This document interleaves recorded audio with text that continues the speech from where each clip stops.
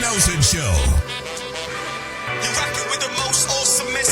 On 1450 and 95.9. You're rocking with the most awesomest. Worldwide at WOLDCnews.com. With the most awesomest. All right, let's go. Hey with us, folks. Momentarily speaking to Neely Fuller Jr., but right now our guest is Molly Bell, straight out of Compton, California. We're speaking to Winston, who's calling from Washington, D.C.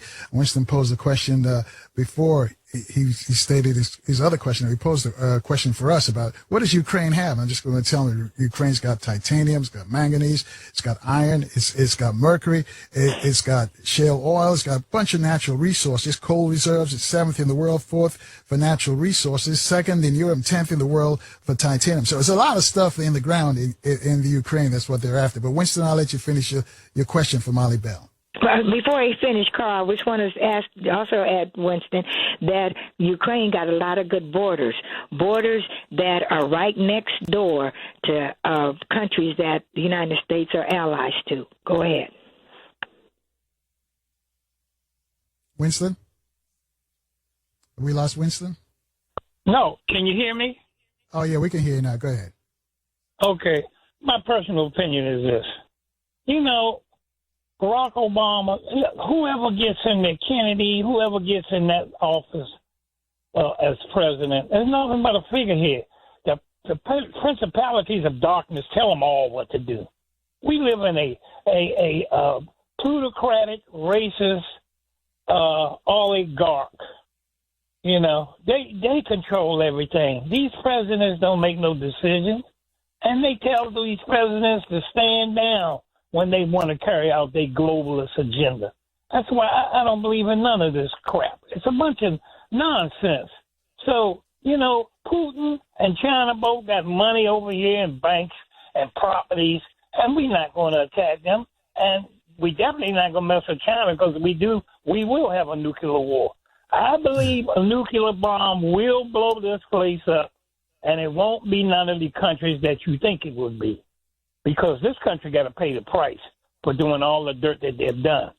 Okay, I had my say. Thank you for listening. Thanks, Winston. And you're not alone with all those thoughts that you shared with us. Molly, you want to respond real quick? Yeah, just right quick. Winston, you had said principalities. Scripture says we wrestle not against flesh and blood, so you're right, but against powers, principalities, and rulers of darkness and spiritual wickedness in high places.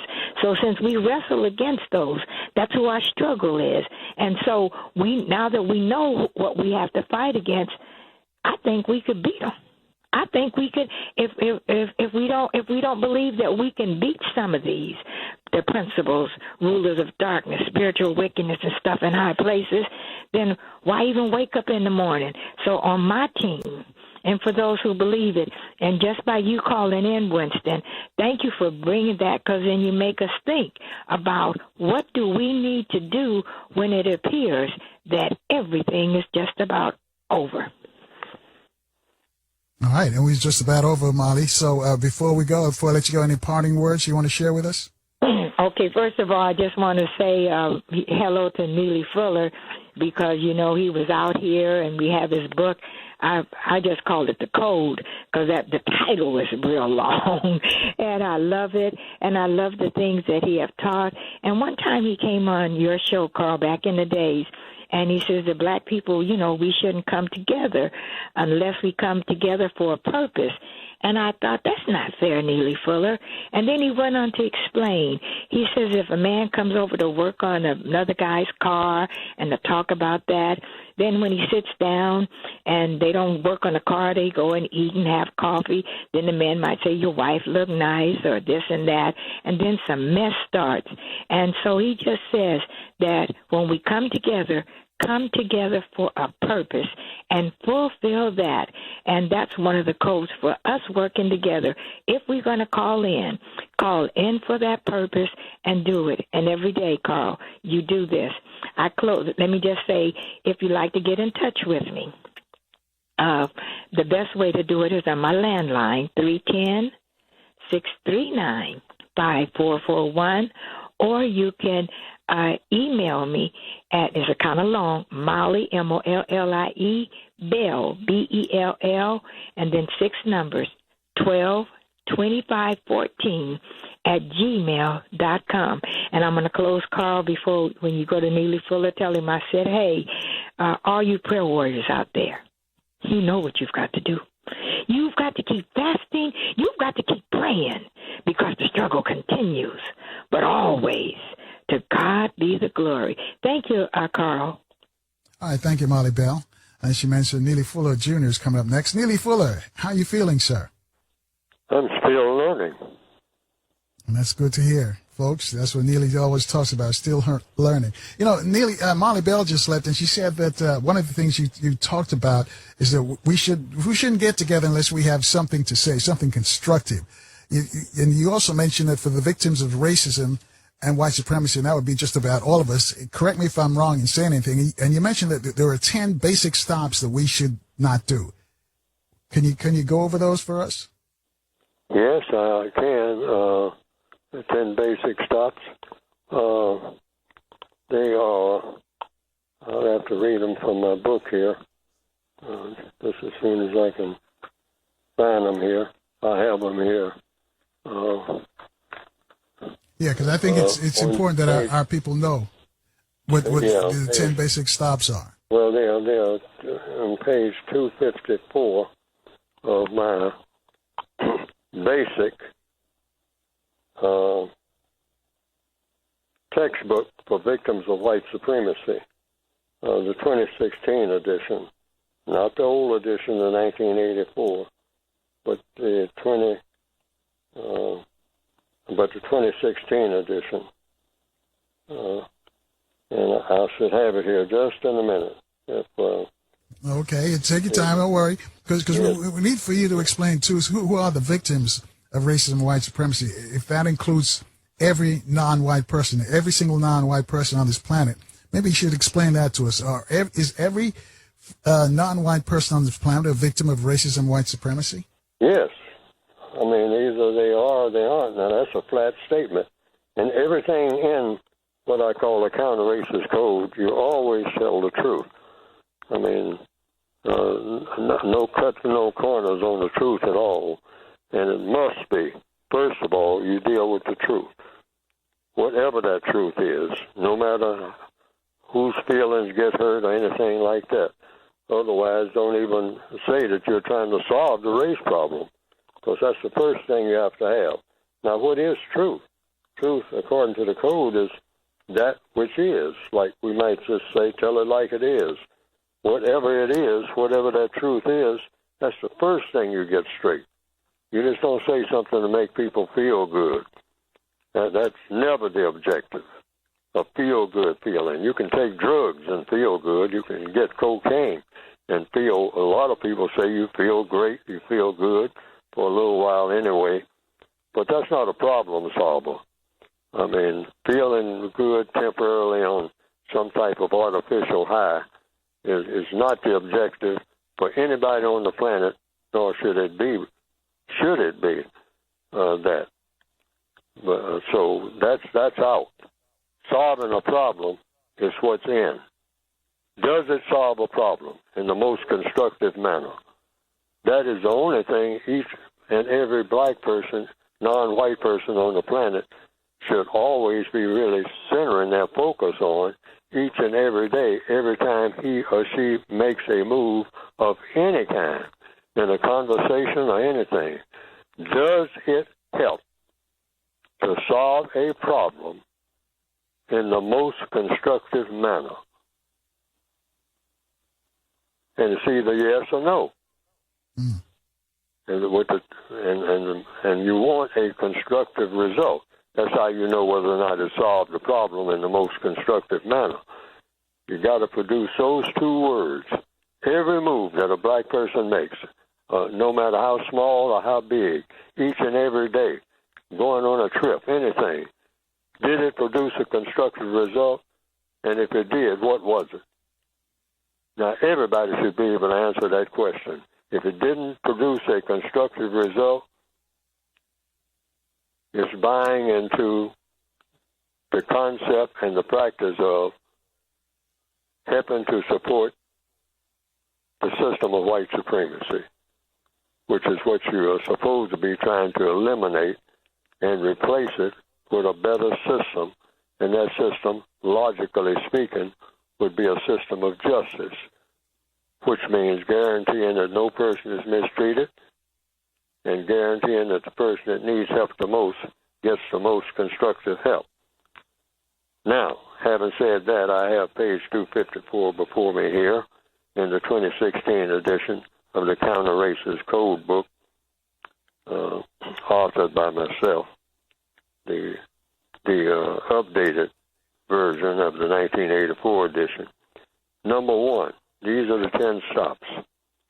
Stop snitching. Now, that doesn't mean what a lot of black people think that it means. Going out here and snatching somebody's pocketbook, some black grandmother's pocketbook on the bus stop, and then somebody points you out as having done it, and then you say, oh, you're a snitch. No, that's constructive information. There's a big difference between snitching and constructive information. Look at that word constructive again, because it appears everywhere in problem solving. Constructive, not just doing something. Everybody does something. Squirrels do something. Alligators do something. But is it constructive? That's what you always want to know. So stop snitching. So what is snitching? Hold that thought right there.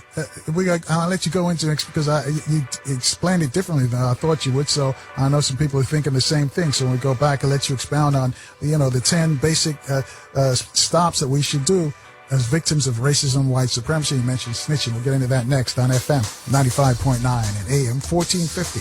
WOL, where information is power.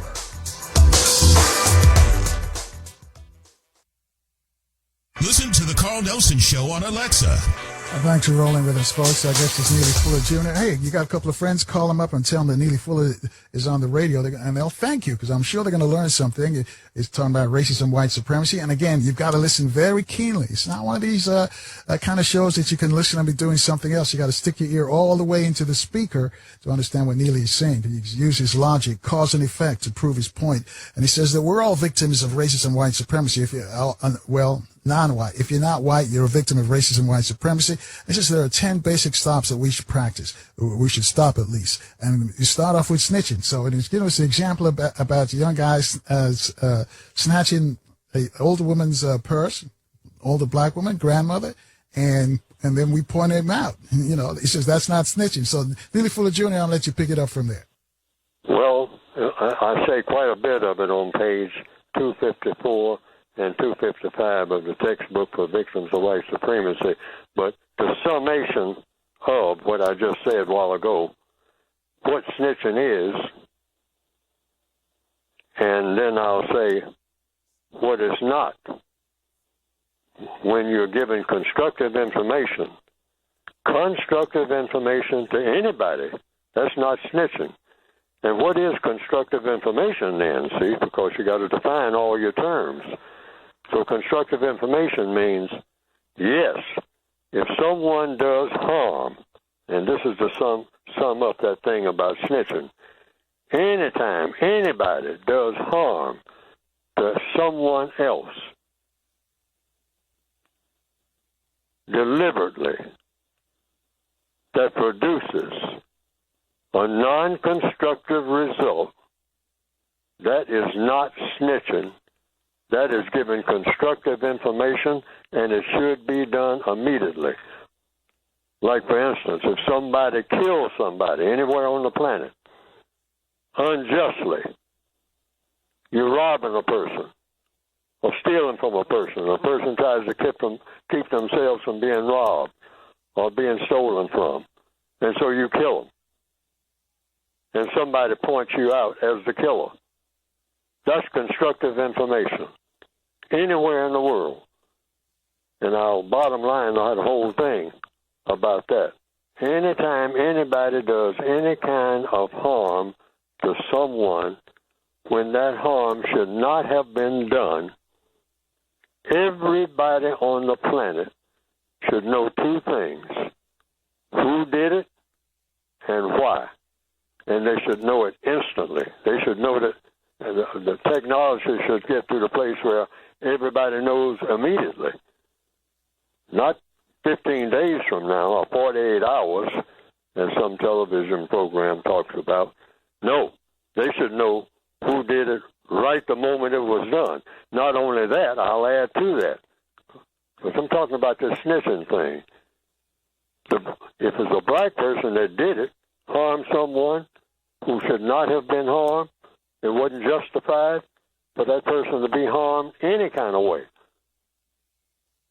The person should stand up and declare that, yes, I did it. I don't want you looking for somebody else, spending all this time and money and whatnot, and wearing people out, trying to give rewards and all like that. You don't have to do that.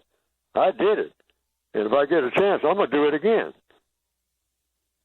And so if you don't like it, regardless of whom you are, give it your best shot. Now, if you don't have that kind of disposition in your mind when you do whatever you do, and it's something that most people say shouldn't have been done, it's called stand by your work. See, along with that so-called snitching thing, when it's constructive information that's going out about you doing something that shouldn't have been done if you're the one that did it, but you say you should have done it, stand by your work. Don't make it look like somebody else did it, because that's what's going to happen. See, you're supposed to be this and that and the other. Did. I'm a man. I mean, walking around, letting everybody know in the cell block and everybody else. I don't take nothing off of nobody. I stand by whatever I do. And anything you hear me say, you can take it to the bank. Okay, take whatever you say and whatever you do to the bank, regardless of what it is. Let everybody know about it. Stand by your work. That's in the code, too. I just want to make that difference between what snitching is and what it isn't. I'm going to go back to what it is. Snitching is when you say something that's going to do harm to someone who should not have been harmed. All right? In other words, you wasn't justified in giving out, something like false information or any kind of information, even if it's true information, but it resulted in somebody being harmed who should not have been harmed. All right?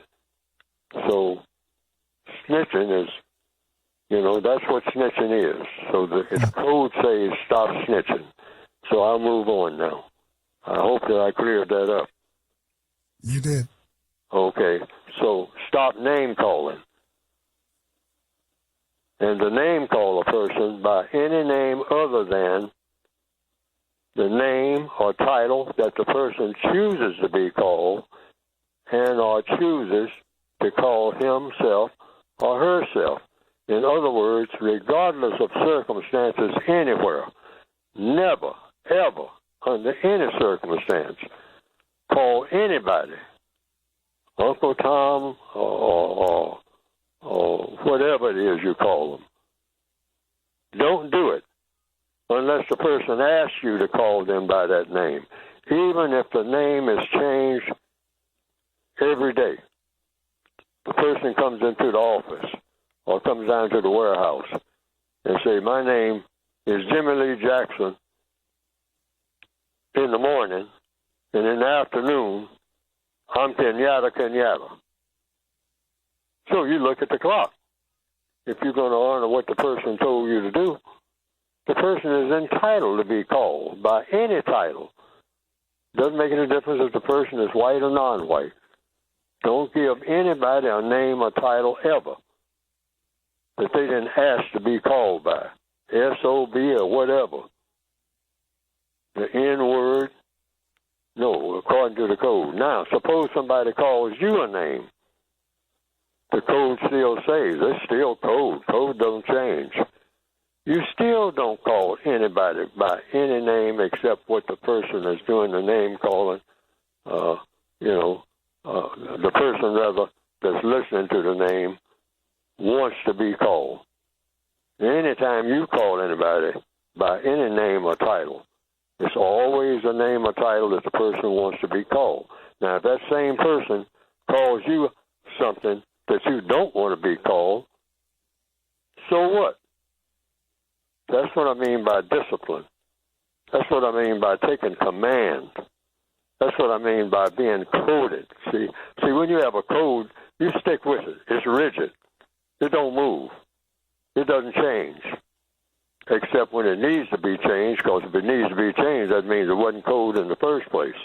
Why? What is a code? That every time you do it, it has the constructive effect that it's supposed to have. Every time. That's what an electrical code is, a plumbing code is, a binary code, as they call it, when computers first were produced. I understand. I went to school briefly. I had to stop going. But I heard that, hey, now, when you start talking about computers and whatnot, something a lot of you never heard of, we're talking about the Hollerith code. I think that's what they called it. But it was a code, you know, and it had something to do with ones and zeros. And you had some cards that were, coded in such a way that people could use them and put them into a machine, and they could tell what was being ordered. That's how you could move a lot of products real fast, by using something new at that time called a computer. And so, but the computer was coded. So every time you did it, it works. Same way, no matter how many times you do it. If it's up to code, electrical code, plumbing code, aircraft code, it works. So it's the same way with name calling. You don't deviate. And you say, well, suppose somebody calls you such and such a thing. Now, I don't put up with that. I don't take that. Well, so what? You got to learn to master words. That is absolute in counter-racist codification. If you're going to do anything that makes sense on this planet, regardless of who you are, where you are, if you do it in a way that's conformed to a code, means it's been proven to work, it'll work. On the North Pole or anywhere else. You strike a match to paper, that match is coded. It's designed in such a way that if you strike that match to a piece of newspaper, and there's air, available, that helps you to strike the match to the newspaper, most likely you're going to get a fire in that newspaper. Every time.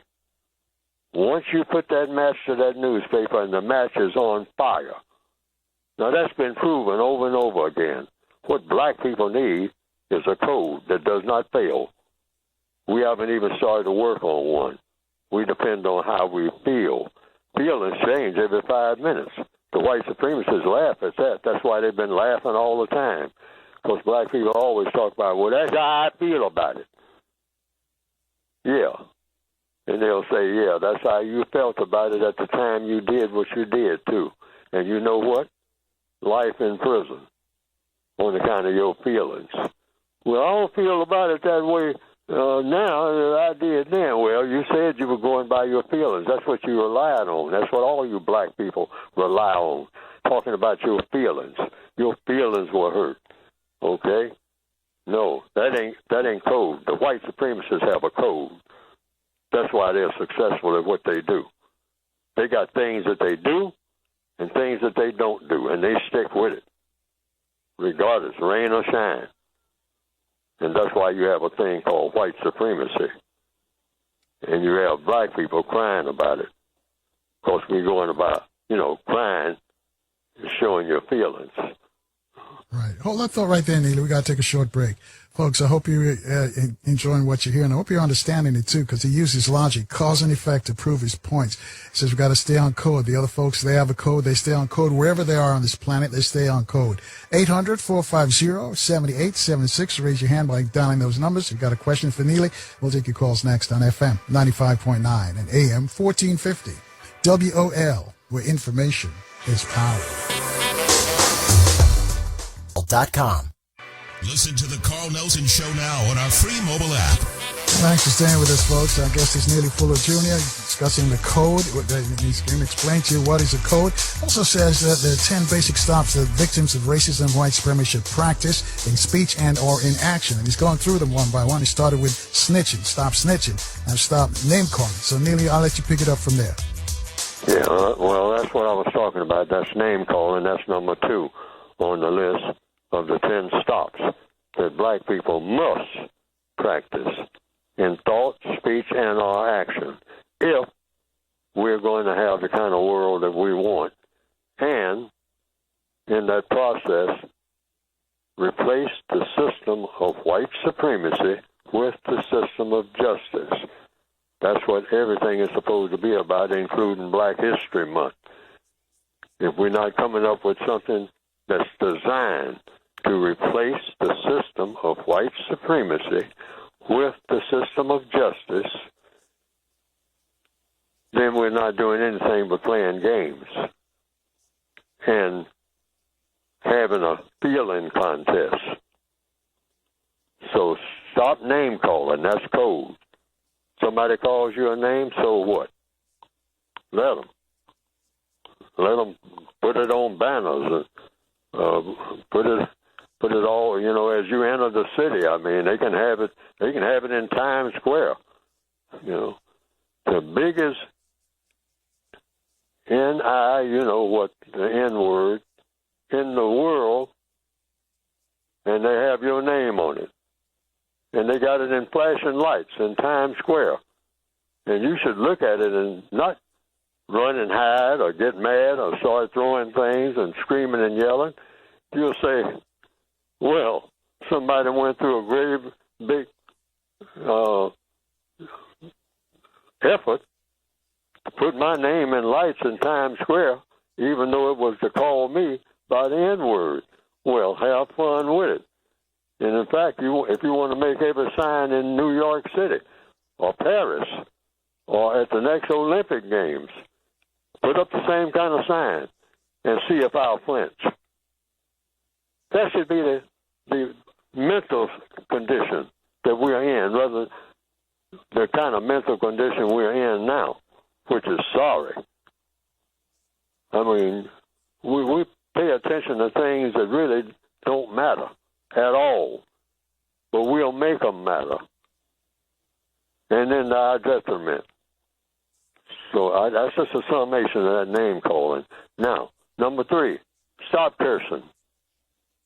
Anybody, just stop it, and stop using profanity if it ain't necessary, and stop using it anyway. I don't find it necessary.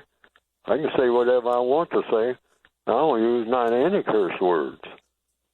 I never did, really. I never did like it, even when I was in the Army. I mean, some of the fellows I was in the Army with, the black guys who were using the MF thing all day long, all day, every day, like that's the only term they knew back in the 1950s when I was in the Army, and that's the truth. I'm telling the truth. At Camp Chaffee, Arkansas. I got tired of hearing it. But some of the guys, that seems like that's the only word they knew in their vocabulary. All day long, they called everything that. The rifle that, the sergeant that truck going by that. I mean, gasoline smelling, now they call it that. The sky, the rain on a march. Yeah. MF, that's what it is. Everything went by that title. And I say, well, is that constructive communication? Even before I started writing a code, I just say, that's not constructive. That's not pleasant to hear. What does that do? Is that anything that inspires anybody to do what? I hope it doesn't inspire them to do what they're saying. I don't know what they mean, but So I'm saying, stop cursing, using profanity if you can. Why? Because it doesn't produce what? Constructive results. That's what. Even though most master sergeants would tell you, oh, yes, it does. It gets a move out of people. Well, I don't know if that's constructive or not. I still have reservations about it. But according to the code, generally speaking, you don't do it. Number 4, stop gossiping. Now, what is gossip? Gossip is saying something about somebody that you wouldn't say it if they were present. Make it just that simple. So next time you get ready to say something about anybody that you wouldn't say it with the person standing there, then don't say it at all. Because the first person, whatever you got to say, if you're going to say something about them, the first person who should know what is being said and who said it is the person who you're talking about. Every time. You don't say anything about anybody and name them by name that you wouldn't say the same thing to that person. That's code. That's this number 4 of the 10 stops. Number 5, stop being discourteous. So it says here, to be discourteous is to say, to be discourteous is to say or do something that shows a lack of consideration for what a person is doing or saying or trying to do or say to promote knowledge or understanding of his or her thought, speech, and or action. So you just show correct consideration for what a person is doing or saying, even if you disagree with it. Don't be discourteous. If a person is giving their point of view, don't yell out something. You don't know what you're talking about. Shut up. I mean, you don't need to talk no more. Nobody needs to listen to you ever. That's being discourteous. If you want somebody to listen to you, just let the person go ahead and express themselves. That's you being courteous, not discourteous. So let's move on, unless you have to stop. Number 6, stop stealing. To steal from any person for any reason is to promote non-justice. To steal even to survive is to promote non-justice. To steal even from someone who has stolen from you is to promote non-justice. To steal even from an enemy is to promote non-justice. To steal even from a racist is to promote non-justice. Because the code says just don't steal. Whatever you get from a person, ask for it. Because that's the kind of world we want in the future. Now, why is this? Why would that be a part of the code? You don't steal from the racists when they've stolen everything from you? Say, no, we're not going to approach it that way. According to the code, it's not logical. For one thing, you can never steal enough. See, I'm talking about logic now. I'm talking about constructive results. And they know enough about stealing to know that, hey, you black people think you know how to steal. We stole a whole world of non-white people. We know everything that there is to know about stealing. In fact, y'all didn't become master thieves, or rather you never became master thieves because I'm the master thief, the white supremacists. So it's a practical reason for you not stealing. They always know when you're doing it. I've told people this on jobs and everything else. I said, hey, no matter how tempting it might be, don't do it. Don't do it. Don't do it if you get away with it a few times. I said, don't do it. Resist that urge. Why? The white supremacists know black people. They know how they go about doing everything. We're not a mystery to them. They are a mystery to us. That's why they're white supremacists.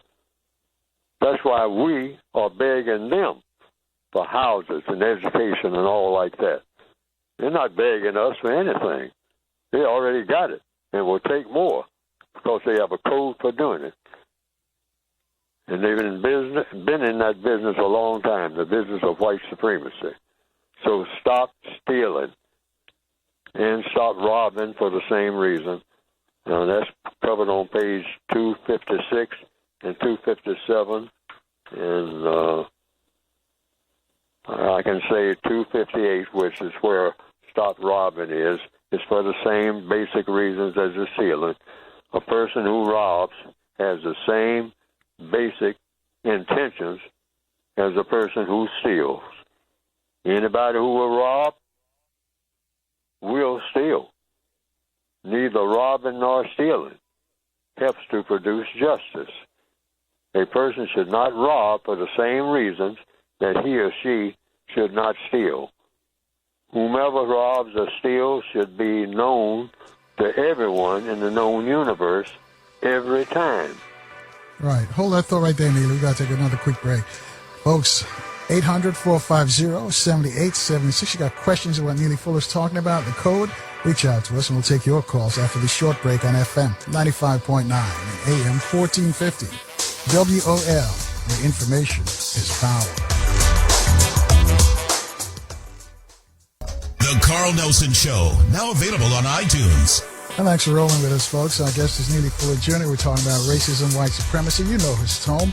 He says if you don't understand how the system of racism, white supremacy works and all that entails, and everything else that you think you understand will only serve to confuse you. Before we go back to Neely, just want to remind you tomorrow's Friday. We invite you to free your mind, think for yourselves, and join us for another edition of Open Phone Friday. We start promptly at 4 p.m. Eastern Time right here on FM 95.9 and AM 1450 WOL. Well, Neely Fuller was running down the 10 basic stops, the things that victims of racism and white supremacy should practice in speech and or in action. And if you're non-white, you're a victim of racism, white supremacy.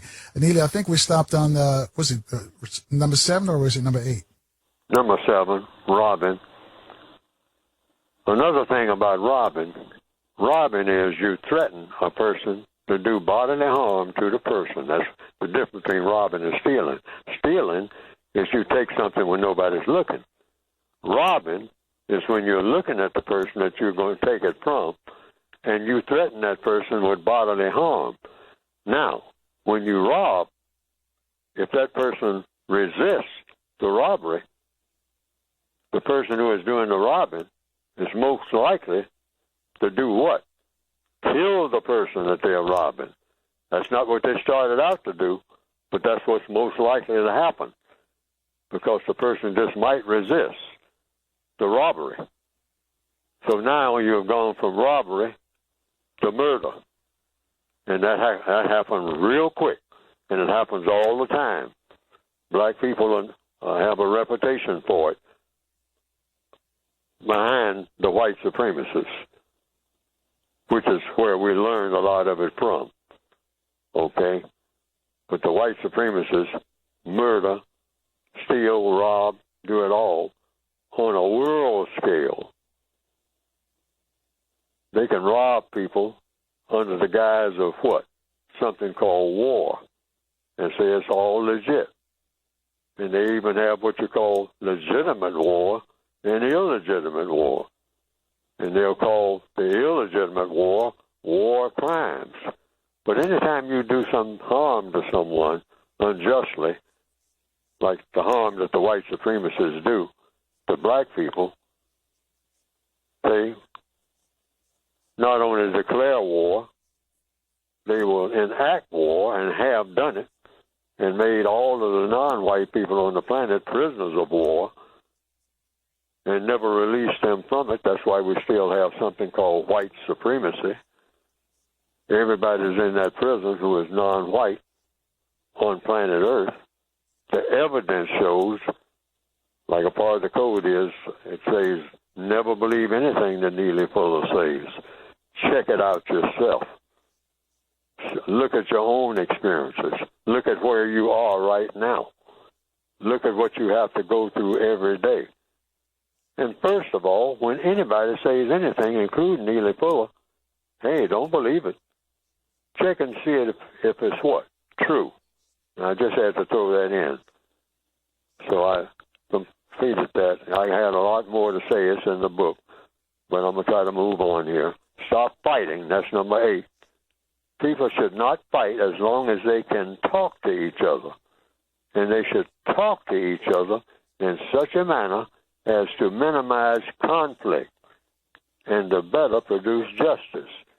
When people cannot talk to each other without trying to maim or do other bodily harm to each other, they should then do everything they can to minimize or eliminate contact with each other. In other words, once the argument starts rather than a conversation, and a conversation just consists of questions and answers, by the way. That's the best way to have a conversation.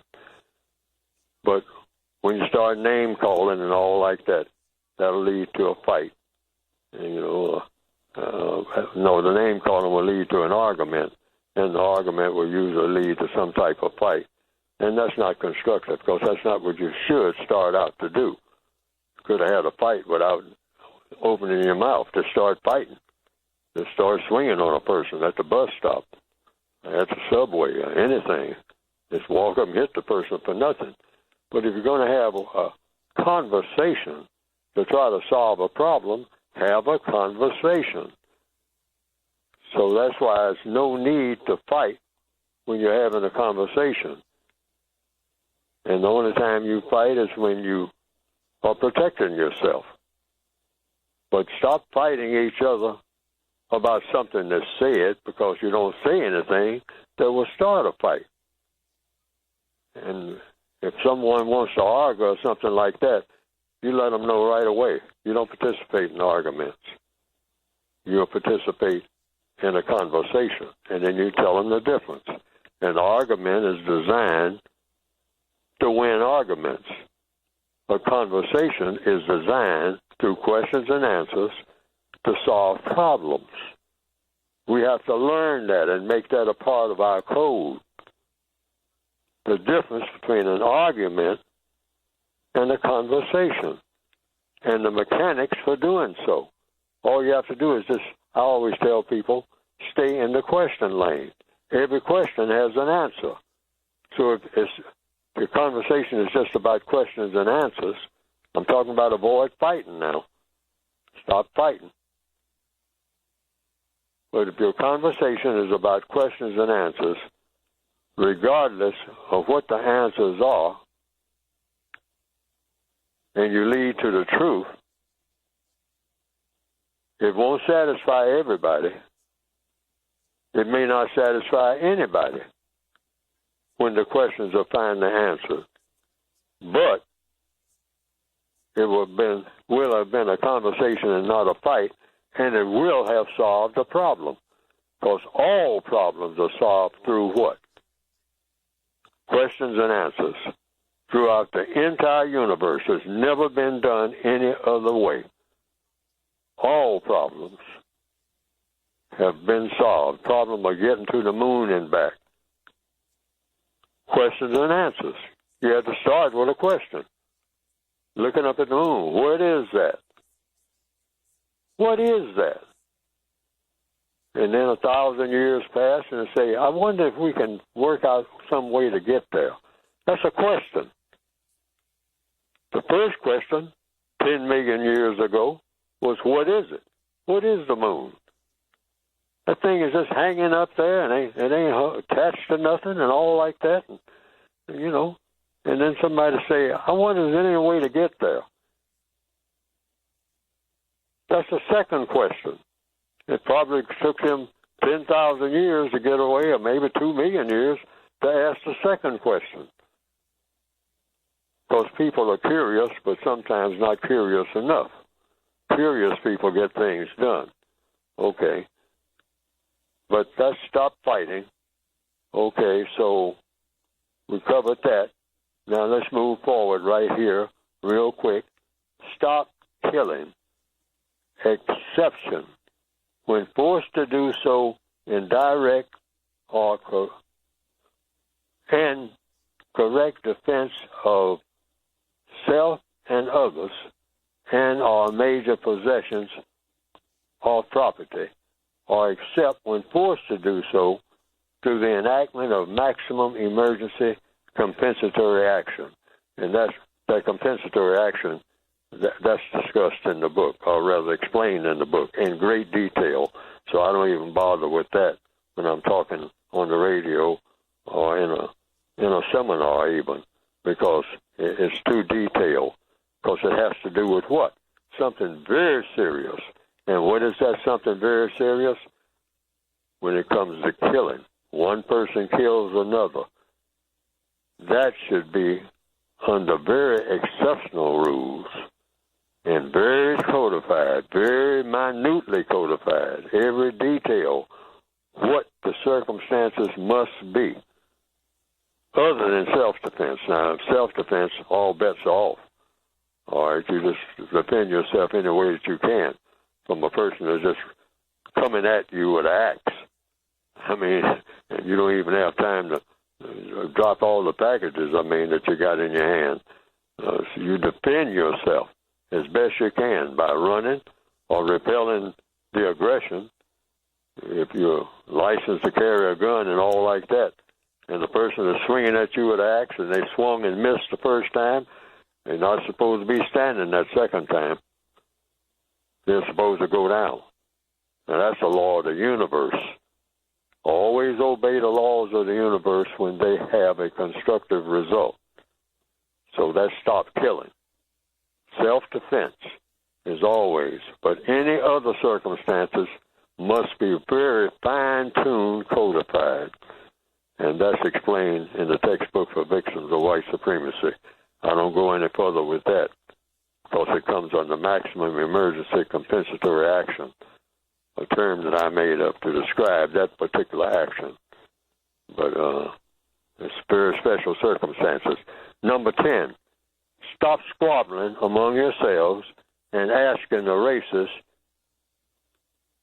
to settle the squabble.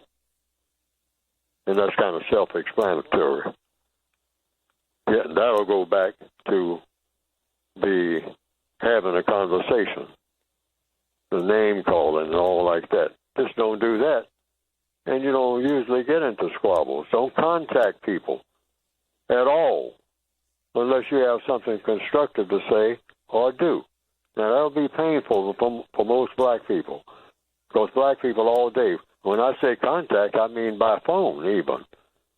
We stay on the phone and we just ramble, just talk about it. No. We say, well, that's how we are. We're folksy people. We like to touchy-feely. No. Why? Because it's been proven to be in too many instances, not in all, probably not in the majority, unhealthy and non-constructive. It usually leads to cursing and then name-calling and then fighting when we just contact each other just to be contacted. No, always have a constructive purpose for making contact with anybody for any reason. Now, it'll be painful in the beginning, but you'll find out you're not going to anybody's funeral either. If we do enough of that, make only constructive contacts with anybody, white or non-white. If it's not constructive, you say, hey, you can't tell me that what they're going to do at this meeting is going to produce a constructive result, or at least tell me what they intend to do is produce a constructive result, I ain't coming. Well, let's just go over to Jack's house. Let's go over to Mary's house and just hang out. Well, There's plenty of shell casings over every street that proves over and over again every night somewhere on the planet that just hanging out just for the sake of hanging out is just as bad as the old days when they used to have picnics where they hung a black person out at noon and invited little white girls and little white boys to come and witness it and say, that's what you do with black people. You hang them out where everybody can see them, and all the rest of the black people peeping from behind the curtain can see. Yeah. Hold that thought right there, Neely. We've got to take a short break so some of our stations can identify themselves down the line. Stations like FM 95.9 and AM 1450, WOL, where information is power.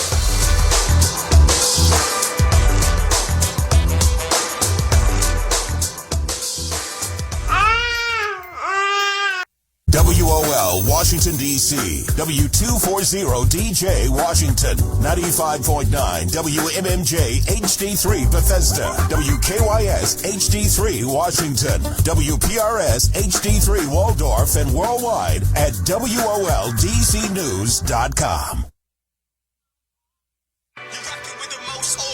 The Carl Nelson Show. You're rocking with the most awesomest On 1450 and 95.9. You're rocking with the most awesomest Worldwide at WOLDCnews.com. with the most awesomest. All right, let's go.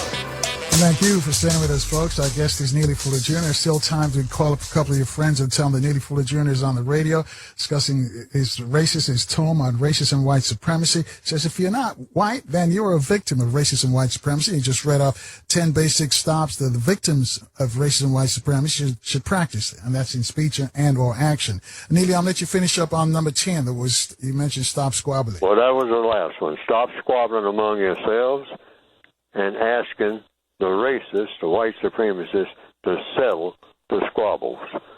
Because that's what we wind up doing in the system of white supremacy. Prisoners of war, they have squabbles. Prisoners in any prison of any kind have squabbles among themselves. But since the squabbles got to be settled one way or another, it's always settled by the prison masters. So black people, like Malcolm X said years ago, I didn't know that he said it until just the other day. I was listening to a recording on one of the radio stations, and I happened to hear Malcolm X say that we're all in prison. Now, I didn't know that he said that, but I definitely have it in my book going all the way back to 1984. He said it way before then. And I say we're still prisoners of war. The war, I don't know when it started, but I know it's still here. Why? We still have the system of white supremacy, and the system of white supremacy is war. The only way that war is over is that the system of white supremacy has been replaced with the system of justice.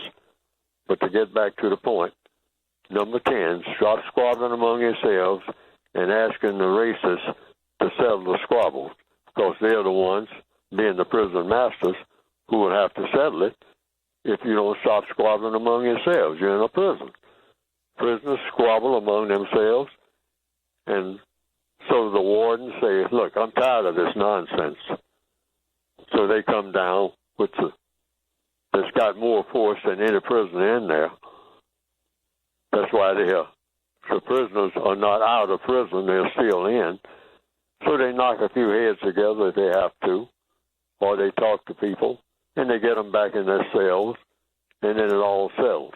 When they can settle it themselves, by not fighting, by not trying to kill each other in prison, like that's going to be produce of what? What I've been saying throughout this entire morning, that's right out of the textbook. It doesn't produce what? It doesn't produce a constructive result. That's what. No black person anywhere on the planet should ever do or say anything that's not going to produce a constructive result. Always keep those two words in mind. That's code. We need a code that focuses on that. What's the constructive result? Go to any meeting or anything. What's the constructive result, sir? A white person is making a speech about helping black people to do this and do that, and you listen politely. Don't argue, don't fuss, don't name call, don't interrupt, don't do any of that. But after a 6-hour-long speech, you say, sir, ma'am, always be courteous. Everything that you said, what's going to be the constructive result? And when? When can I rely on it? Otherwise, that 6-hour speech means absolutely nothing. All right, we got some folks who want to talk to you, Neely. 800-450-7876. Ben is up first. He's calling from Long Beach in California. He's on line 1. Ben, you have a question for Neely Fuller Jr.? Yes, sir. I have several questions for the good doctor. I know you're well qualified and you're highly respected for good reasons because of your level of life experience and your high level of education. So a few questions here for you, and I have to listen every time you're on. My first question is this, and you're qualified to answer this question because you're an authority on white supremacy. Are the white supremacists, are they about to nuke us all, coming out of Russia, Ukraine, NATO, United States, and Europe? Are they about to kill us all? That's my first question. Neely? Neely Fuller? Oh, we just lost him. Oh, sorry about that. Oh, okay, we're going to try and get him back. We're trying to get Neely Fuller back. His line just dropped, so we get him back. Ben, what's your other question? And my other question would be for the good doctor. Actually, it was 2 other questions. I'll go ahead and ask them. Is he also otherwise implying or stating that if you abide by these moral codes, that you will defeat or overcome white supremacy? And then my other question would be, what scientific data or research does he have to say that these codes will help us to defeat white supremacy, because they seem to treat us bad no matter what we do? And I'll take those answers off the air, but I do thank you. Hold on a second. Yeah, hold on a second, Ben. Do we have him back yet? I'm back. Oh, we've got him back. All right, Ben. Oh, yeah, that happens. Ben, your question again for Neely Fuller.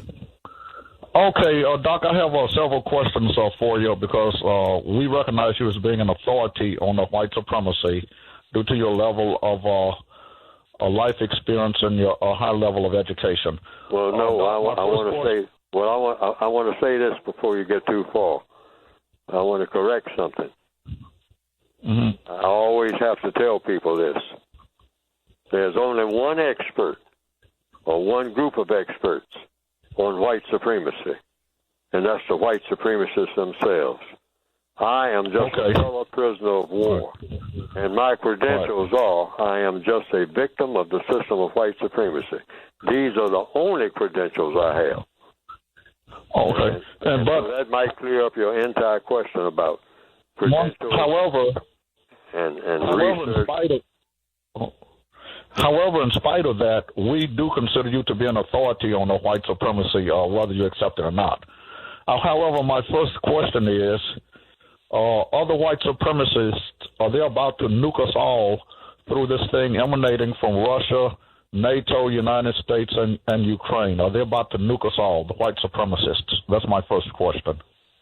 Well, according to logic, and that's what I always try to follow, how can a white supremacist be a white supremacist if there's, based on being white, no people of color to be supreme over? See, the white supremacists, that's what I mean by understanding white supremacy.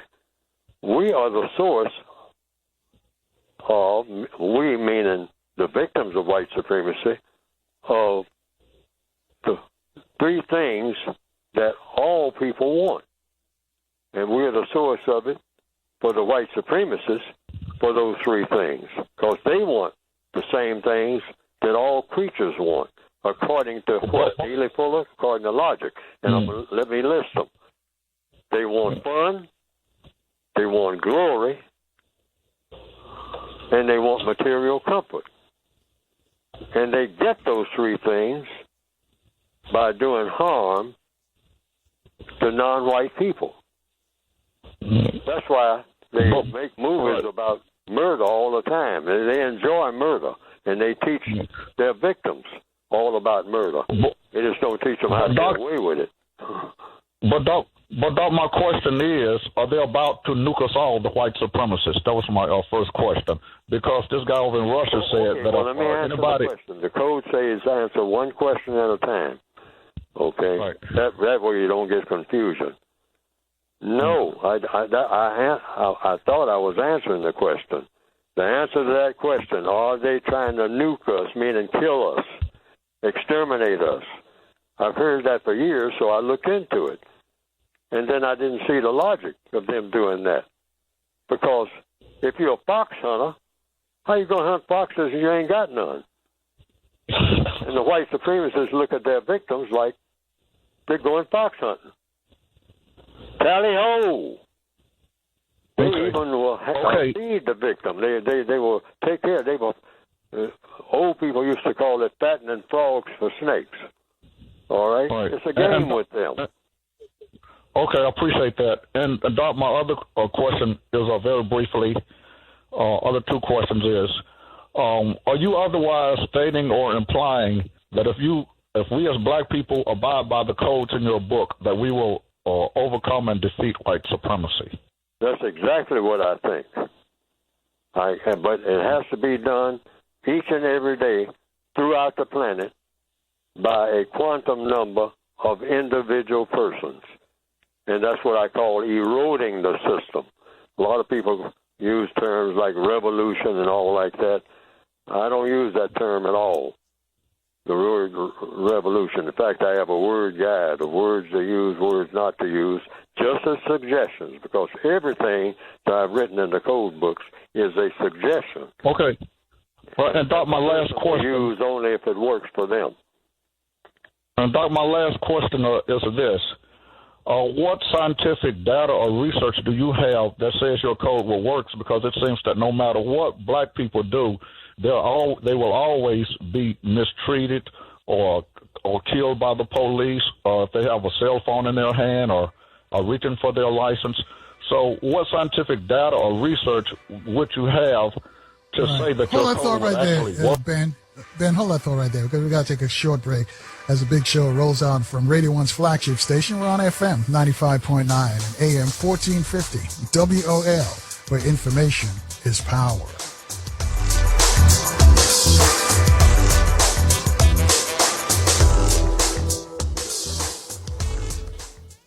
Listen to the Carl Nelson Show on Alexa. And thanks for rolling with us, folks. Our guest is Neely Fuller Jr. discussing racism, white supremacy. He's explaining to you. You got to listen really keenly because he uses logic, cause and effect. So, you can't be doing some other stuff. Get your ear all the way into that speaker. All right, Ben in Long Beach, I'll let you repeat your question again for Neely Fuller Jr. Oh, yeah, and I would appreciate it, and thank you very much. And my last question is this. What scientific data or research that you have that shows that if black people abided by all of these codes, that white supremacists wouldn't continue to mistreat them, whether you're reaching for your cell phone, they say, and they say it was a gun, or you're reaching for your license, or all kinds of, even Martin Luther King Jr., probably the most innocent man in the world, and other civil rights leaders were killed because of, what they believed. And they were certainly outstanding and were not lawbreakers, and they abided by these codes. So what guarantee do we have that we won't be mistreated by the white supremacists if we abided by all of these codes? And I do thank you, sir. Because it'll be a counter-racist code. That's what I'm trying to start. People have asked me, well, Fuller, where's the complete code? I say there's no such thing as a complete code until the problem is solved. So it's an evolving thing. You try this, you try that, you try the other. we've never tried to have a code. We just try to go by just winging it. And these are some of the last things. While we were taking a break, I was just looking at some of the things that I've heard just recently. I think just on one program that I was listening to on another station. And I was listening to some black people calling in and saying, well, we've been talking about what the problem is. We all know what the problem is. So what do we do? Well, the code is all about what to do. But here's some of the things that I heard on that program. I just jotted them down at the time because I had time to do it. So one was block the highways. Okay. See, I'm not taking sides one way or another. I'm just saying what was said. So I'm just listing some of the things that black people have said. Some of them I've heard before, over and over again, and some of them I haven't. The next thing I heard was organize. I've heard that thousands of times, if not more. Okay? The next is it takes thousands of leaders to lead millions. And then that was the person's prescription for solving the race problem. And then the next person said, we need a movement. Well, I've heard that, I guess, thousands of times over the years, having been on this planet. We need a movement. And we need something radical. I don't know. It's difficult. That was another thing that was said. Another thing is we need to start growing our own food. I've heard that before, over and over again. And these are solutions now that people are offering on the air, just like we do all the time, like I'm doing today, okay? We need to come together. Now, I've heard that, I guess, about 5 trillion times. We need to come together. And then here another one is we need to bring back Black Wall Street. That's the solution to the world race problem. Bring back Black Wall Street. I'm not taking sides one way or another. I'm just saying what people have suggested in answer to your question. I'm just saying what I have listened to because I listen to other people's opinions. And then the last one I was able to record was somebody needs to kick Neely Fuller's A word, and if I ever see him, I'll do it myself. Now, that's the solution that this person offered to solving the race problem. Kick Neely Fuller Jr.'s behind, okay? And if I ever see him, I'll do it. Well, maybe if he does that, it will solve the race problem. Because maybe I'm the problem. I don't know. I don't want to argue about it. The code doesn't allow me to do that. I just say, well, he said what he said, so y'all think about it. Maybe that will solve the race problem. Find Neely Fuller, kick his behind, no more race problem. Okay? We need to organize. We need Black Wall Street again. And then the race problem is solved with a Black Wall Street. I'm saying we need an entire codified system of thought, speech, and action that each and every individual victims of racism does each and every day, wherever he or she may be, including answer to the caller's questions about what's going to stop the law enforcement officer. No one thing will stop that. You got to have an entire code. That's why I said we need a code that covers everything that people do. A code meaning what you do and what you say under every circumstance. I mean, we don't pass up nothing. We don't brush over nothing and say, well, that's not important. Everything is important that people do. Every move that people make is important within the system of white supremacy, because that's how the white supremacists think. They think, and there are white people that violate the white code, and when they do, the rest of the white people that believe in white supremacy, they let them know, hey, you're violating the white code. And we have not been successful unless we stick with the white code. That's why we're the most successful people at what we do than anybody has been in the history of the entire universe on this planet, and they're telling the truth when they say that. Nothing has been greater than the white code, meaning the system of white supremacy, and it's all codified. And like I said at the beginning of this program, what is a code? Every time you do it, it works. The white supremacists believe in that religiously. If it doesn't work, they immediately go back to the drawing board and say, hey, we got to figure out why this didn't work. We thought it would work, but it didn't work. And we don't have exceptions in the white code. I mean, every move we make, it works when it comes to handling black people. Everything that black people come up with is not going to work unless we want it to work, which is a part of the white code. Black people think it's a part of their code, but they don't know that we're letting them do it because it ain't working for them. But they don't know it. In all of the areas of activity, economics, education, entertainment, labor, law, politics, religion, sex, and war. And the white code basically functions how? It's codified in such a way that it keeps something going like what? Like confusion. Why? Because the white supremacists figured out a long time ago, using logic, that when you confuse people, you can control them and dominate them forever, as long as you can keep them confused.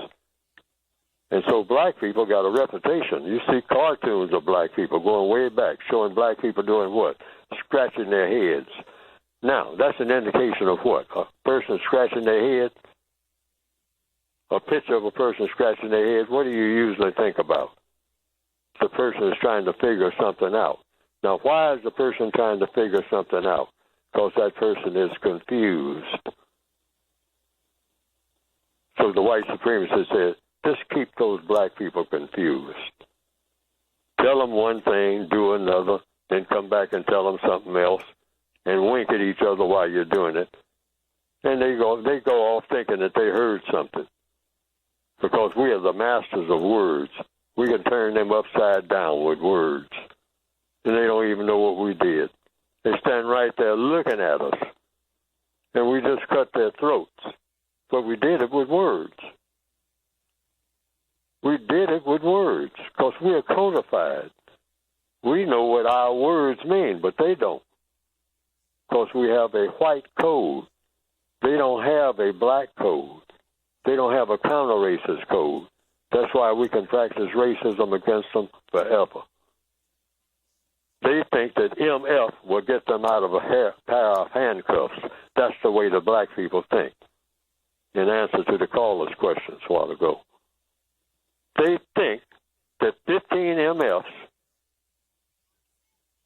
will get them out of a pair of handcuffs and 6 people standing around with rifles and every other type of weapon, because the white supremacists got plenty of them, and think that 16 MFs, and if they're trying to make some kind of quota, they'll say, now I know if I get 20 MFs in here on them before they get me in that truck, they're going to let me go.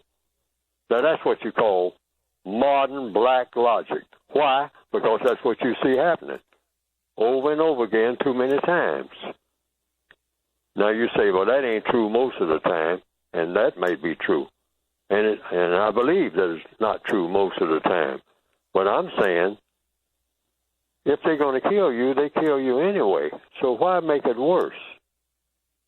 So the code says, don't fuss, don't fight, don't flee.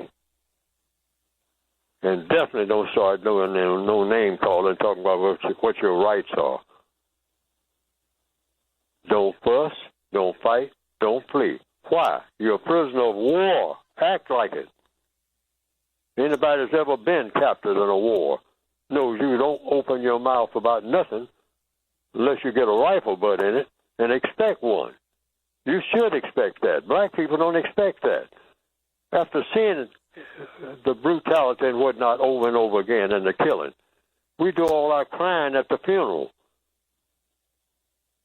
Now, I know that it works for the best most of the time. When you don't fuss, don't fight, don't flee, don't start talking about what your rights are and all like that, that's not the... Right. Hold that thought right there, Neely. We got to take a short break. 800-450-7876. Speak to Neely Fuller Jr. Your calls will be next on FM 95.9 and AM 1450. WOL, where information is power. Listen to the Carl Nelson Show now on our free mobile app. And thanks for rolling with us, folks. Our guest is Neely Fuller Jr. We're talking about racism, white supremacy. As he says, if you don't understand how that system works, then everything else that you think you understand will only serve to confuse you. A lot of confused folks out here. You got to listen real keenly, as I mentioned, because he uses logic. Those of you have taken logic courses in college, you understand cause and effect. All right. Neely Fuller, I'll let you finish your thought. Then Stephen wants to speak with you. I just about finished, I hope. And I'm saying we need a code. And I was asked, well, how do I have a guarantee that the code will work? I don't. But nothing has worked so far. Whites, we're still having the same conversations that we had 50, 70, 80 years ago. I know because I was here. Okay? Now, I've heard these conversations ad infinitum. And the white supremacist system is just as much in place today as it was back then. It just has been refined for the most part. Because that's the fourth stage of white supremacy. Getting it fine-tuned, just like putting the finishing touches on a car. You paint it up and put in some pretty seats, get some new design on your spokes in the wheel and all like that. That's the refinement stage. So it's very polished now. It's mostly slick. A lot of them have gone back to the old ways, but the refined white supremacists said, hey, you don't have to always use muscle against these people. All you got to use is just psychology, child psychology. You know, you don't even have to use sophisticated psychology, because even the smartest of these black people in the universities, university professors and all like that, they're absolutely confused about how we do what we do. That's why they're still in the shape that they're in. They talk a good game, but that's about as far as it's going to get. They don't come up with a formula ever, because they got no idea of how we do what we do. So we'll just keep doing it. All right, let's take some more calls for you. 800-450-7876. I mentioned Stephen's been holding. He's on line 2. He's calling from Long Beach in California. Stephen, you're on with Neely Fuller Jr. You got a question for him? Yes. Question? Has Neely Fuller Jr. ever heard of the Lacerda Files? The who? The Lacerda Files. Lacerda File? Lacerta, Lacerta Files. No, I haven't, not to my knowledge.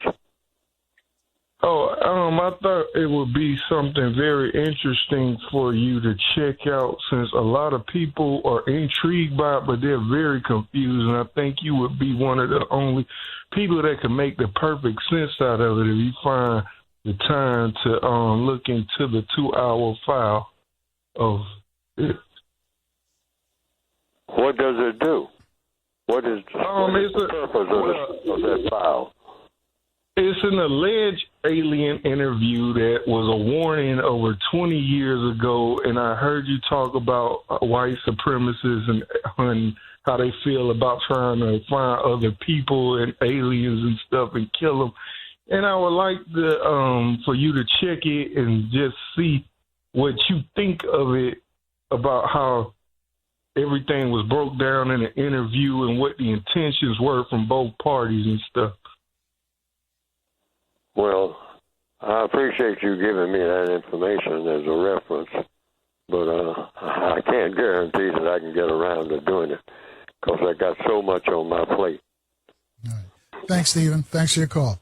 But thank you. Neely Fuller, I got a tweet question. It says, please ask Brother Fuller, how can parents teach their children to stop violence and anger against each other? Well, people ask me about young people. So you're asking about children, so they're young children. Young people are just younger, older people. So you tell young people the same thing you tell any people. You just tell them the truth. And how do you know when to tell them the truth? When they ask questions.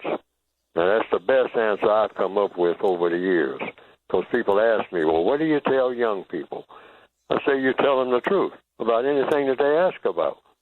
Don't put it off. But you tell them in such a way that they understand what you're saying. But you would do that with anybody that you talk to. Now, I'm not sure I do the job that I ought to be doing. Apparently, I'm not real good at doing it because a lot of black people ask me the same questions over and over again. And I give them the codified answer, right down to telling them exactly what to do and say word for word. And then I've experienced it over the years.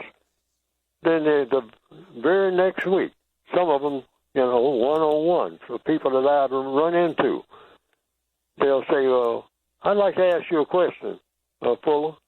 I mean, and I just want to get your viewpoint on what to do about it. And I say, I told you word for word. I wrote it down right out of the code book. Say it word for word at that meeting you're going to. Don't deviate. Just say it, just like I wrote it. It's in the code book.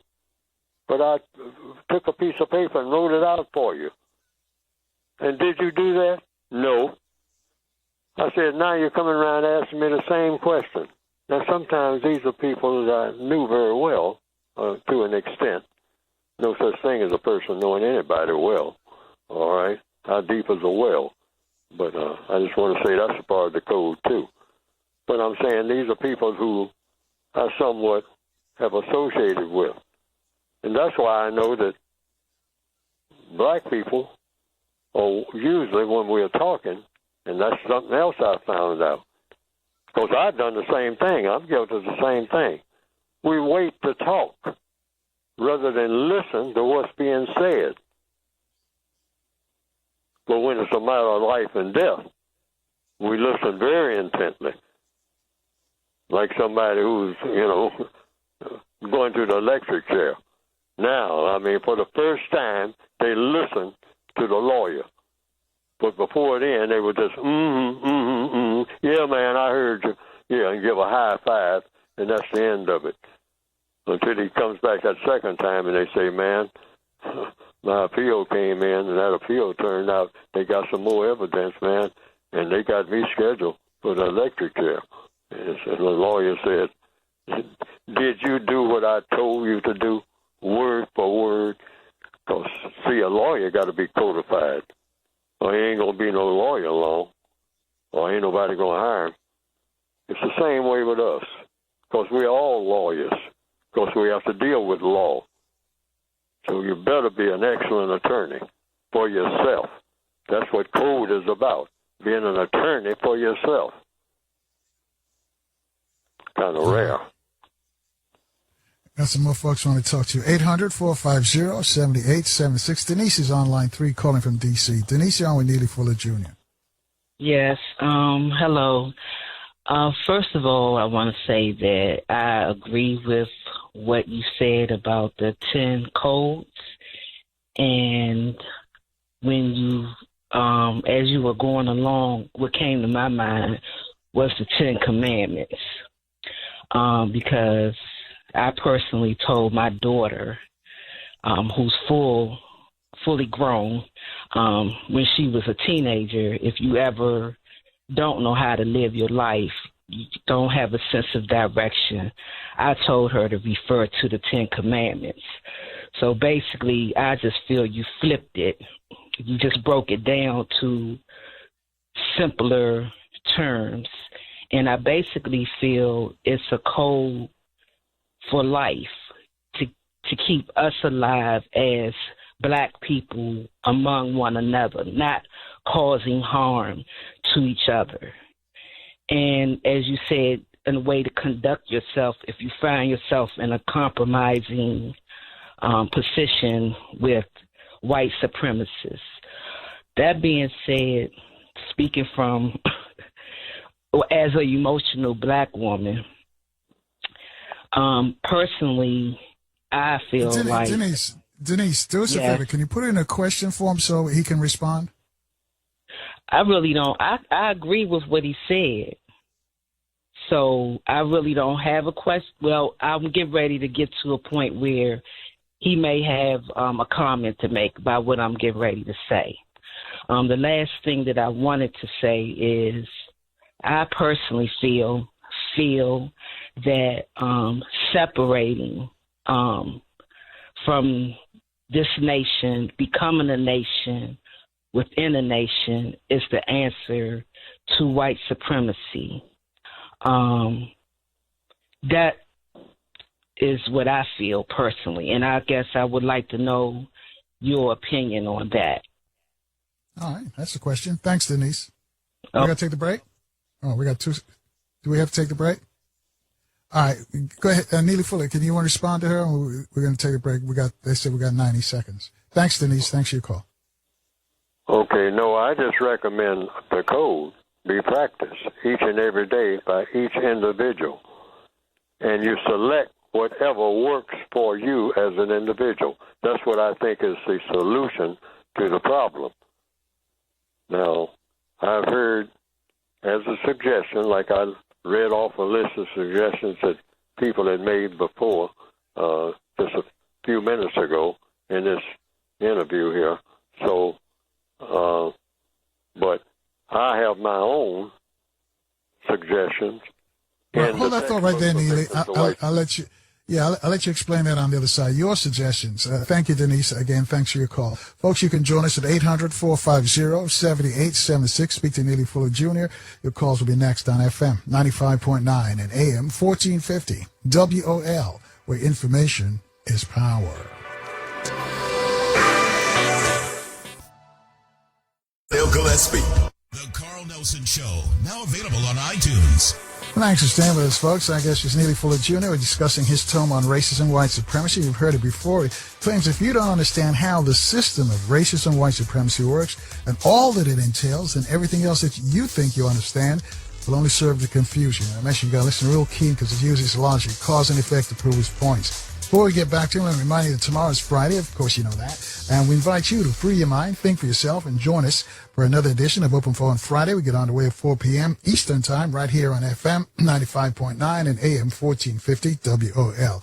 So, Neely, I'm going to let you finish your response to Denise's comment. Well, that was just about it. But I can keep my train of thought. Sometimes my mind is all over the place. But basically, my recommendation is the counter-racist code in the form of the book that's in 2 volumes, basically a word guide, and then an updated version of the 1984 edition that you can get by going to producejustice.com. That's producejustice.com.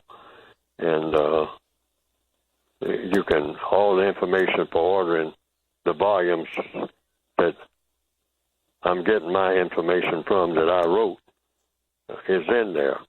And it's directed to the individual person who wants to do what.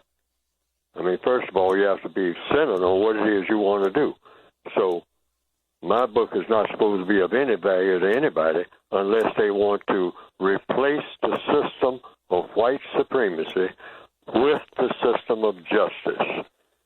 And then it's very clear with a manufactured by me definition of what justice is in the book itself. Justice is guaranteeing that no person is mistreated and guaranteeing that the person needs help the most gets the most constructive help worldwide 24/7 without fail. Now, if you don't have that situation, you don't have justice, which you don't have anything close to that anywhere on the planet. because the white supremacists, and a part of the code is, you can't have white supremacy and justice on the same planet at the same time. Logic will not allow that. That just will not compute. There's no such thing as that. Having white supremacy, a system of white supremacy designed to harm people, because that's what it's designed to do, for the comfort of other people based on color. That's what it is, a very simple formula. But you can't have justice and a system of white supremacy on the same planet at the same time. That's why there's nowhere to run. There's nowhere to get isolated from it and say, I can hide here and hide there. The whole world is a plantation in the system of white supremacy. The whole world is a prisoner, is a prison rather. And your prison uniform is your black skin. If you're black or a person of color, black, brown, red, yellow, you come under the white supremacists regardless of where you are or what you try to do or where you try to go. There's no escape on this planet. And the way the white supremacists are figuring, they're going to try to see to it you can't run to any other planet unless they take you there. So they're really long-term planners. While the average black person is just trying to figure out how to get a little raise on a paycheck or get a better job, the white supremacists are trying to figure out how to conquer all of the people on some planet 40 million years away, 40 million miles away, rather. That's how they plan. We want to get up there and see if there's any non-white people up there. We hope we can find some purple people, or, some green people. We'll go to work on them, run the same stuff we do with them that we run down here. Because these people, we handle them so easy, handle these black people down here on earth so easy. I mean, it's a piece of cake. It's boring. It's boring even killing a lot of them. That's gotten boring. We got to find some new people with some new colors and do them in. Get some challenges. We got to stay sharp. We're white supremacists. We don't play around. We're not no small-time actors. That's how the white supremacists think. And if you think big, you'll act big. Right. I got a tweet that says, what does a prisoner of white supremacy who has been given a permit by the system to own and carry a firearm for self-defense do in the instance that the police of white supremacy break down our door at 4 a.m. in the morning? What you do is try to keep them getting killed. But, and always expect the worst to happen. That's another thing, black people, that's a part of the code. If anything happens, expect the worst. Prepare for the worst. And don't think that tears and balloons and raggedy teddy bears on a fence at a funeral is going to solve anything. We think that that's a solution to something. Hugging each other real tight in front of the funeral home, week after week, month after month. So you say, well, that's all we know how to do, Fuller, so what are we going to do? I'm telling you, this whole 2-hour program here on the Carl Nelson Show that we're on right now, I'm saying we need a code for everything that we do. Not just in a one place at one time, or a little bit of this and a little bit of that, and just guess about everything else. No. Every conversation that you have should be planned. Really. That's what we need, because we're in a war. And when you're in a war, you act like it. You don't act like you're at a picnic. Black people think that the picnic will solve everything. Well, we're going to have fun. Well, you can have fun doing the correct thing by solving problems. We've got to get used to that, because we're not used to it. Problem solving is fun. people who are successful take on that philosophy. We got to change a lot of things because what we call our black lifestyle ain't working at all. And I wouldn't wish it on anybody. Why? Because it ain't working, that's why. So, Neely, let me jump in and ask you this. How many people do we need for the code to be effective? Do we need every single black person on this planet, or do we need a critical mass? Excellent question. And what is a critical mass when it starts working? See, it's something we never tried before. So you can't give fast answers to something you never tried before, like the people who put wings on a bicycle and they tried to think that they could fly somewhere up over that mountain maybe, like they see the birds do. And then that didn't work. So what did they do? The people who made what we call airplanes that we enjoy right today. Black people, you know, with their bags, going on vacation. I'm going to Cancun, all right? But it didn't start out that way. You just get on something that weighs a ton and can fly through the air. That was unheard of. But somebody said, hey, it probably can be done, and we'll make mistakes trying to do it, but we'll keep trying until we get it what? Codified. Because flying a plane or even building a plane, you got to go according to certain things that you got to do and certain things you better not do. Like when they shoot something up in the air with some people in it, fixing to go to what they call outer space, and it blows up. That means one thing. Somebody didn't follow the code. Because code means when you do it, it works. Most of the time, if not all the time. And when it doesn't work, it's because somebody violated the code. Because there's a code for everything that's successful. And every time that plane takes off and lands in Cancun, and you smiling from ear to ear, talking about you on vacation and enjoying it, and it might be just a white supremacist, a stone white supremacist that put that plane together or thought of the idea for that type of plane. But here comes a black person, a slave to the system of white supremacists, saying, oh, this is nice. But a white supremacist had to think of it. That's why we need codes for doing everything, so that every time we do it, it works. Gotcha. Hold on a sec, Neely. 800-450-7876. Michael's joined us in New York. Michael, can you make it quick? You have a question for Neely Fuller? Sure, Carl. How you doing? Hey, Neely Fuller. I had a question. I don't know if you answered it earlier, but the Ukraine and Russian situation, what should us as black people think of this, and does this have anything to do with us, or is it going to impact us in any way?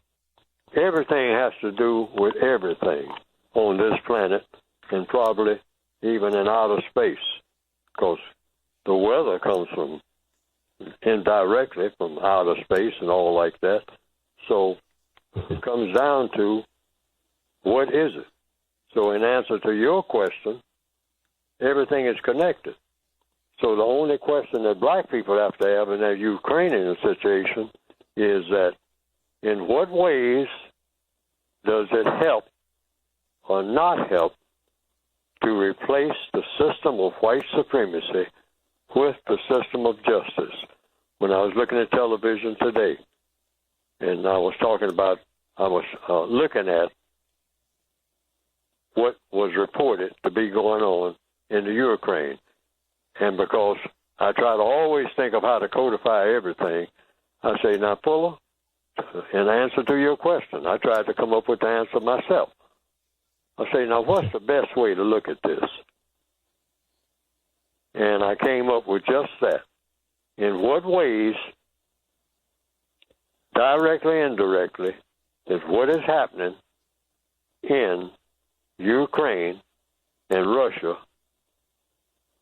that I saw on television today, in what ways is it connected with replacing the system of white supremacy with the system of justice? That's what I mean by. So let me ask you this. Neely. Now, is from your frame of reference, is Putin a suspect white supremacist, or is he? Yeah. Michael, we got about less than 60 seconds. Neely Fuller, can you respond in less than 60 seconds for Michael?